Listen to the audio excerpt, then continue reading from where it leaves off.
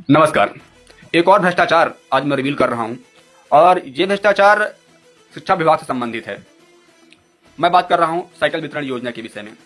Cycle वितरण योजना मध्य प्रदेश सरकार द्वारा चलाई गई एक योजना है जिसमें कक्षा 6वीं और 9वीं के छात्र को साइकिल दी जाती है। और इसमें बहुत बड़ा झूठ ये बोला जाता है कि साइकिल सिर्फ दूसरे गांव के बच्चों को ही दी जाएगी, जो उस गांव में उसी गांव के हैं तो उनको नहीं दी जाएगी।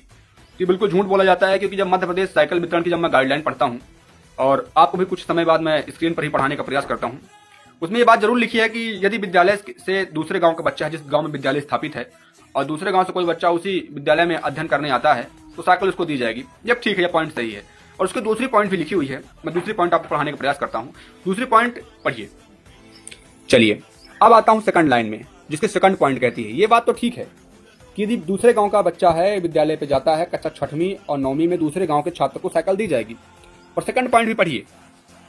ग्रामीण क्षेत्र में निवासरत विद्यार्थी जो कि शासकीय विद्यालय में कक्षा 6वीं एवं 9वीं में अध्ययनरत हैं तथा वह उसी ग्राम के ऐसे मदरे टोले में निवासरत है जो उस माध्यमिक या हाई स्कूल से 2 किलोमीटर की अधिक दूरी पर हो, तो ये 2 किलोमीटर की अधिक दूरी पर है और उसी गांव का है तो साइकिल उसको भी दी जाएगी। इस पॉइंट के आधार पर मुझे पता है ग्राम पंचायत टीकर के अंदर किसी भी छात्र को साइकिल नहीं दी जाती है।